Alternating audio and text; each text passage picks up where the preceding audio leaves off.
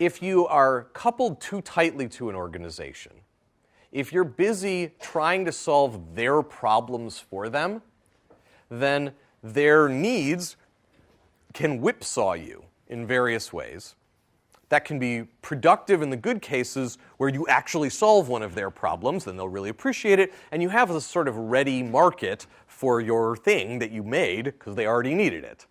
And you don't have to think about what's hard and important, you just have to think about whether you can make the thing that they know that they need. But in the end, businesses tend to be somewhat like a sigmoid, right? They're flat for a while, they go up really steeply, and then they taper off in the long run. And the way businesses continue to grow in the longer term is by having more than one problem to have. So X's mission is to find some new problems for us more generally to have, for the larger entity to have.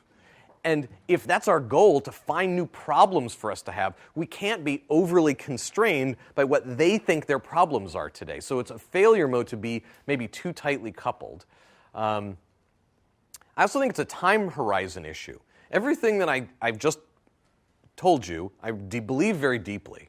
But it's probably not the right thing to do if you have to, declare victory and cash in 3 months. Over sufficiently short time horizons, empowering people and trusting people is probably a waste of time.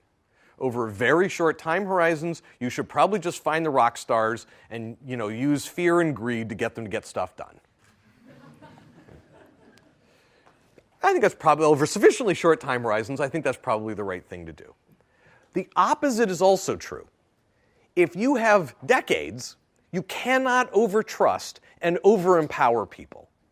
Even if somebody spends a half a year learning and growing and they waste some of the entity's money in the process of doing that, if you really have many decades before you have to declare victory, you'll get paid back many times over because of that growth, because of how empowered they feel.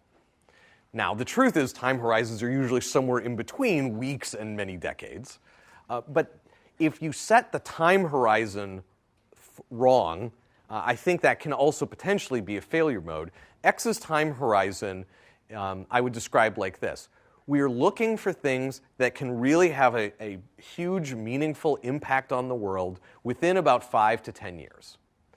But if somebody were to bring me, we do this experiment frequently, when we have two things, this one maybe could change the world in 4 years, but we won't know for 3.5 if it's any good.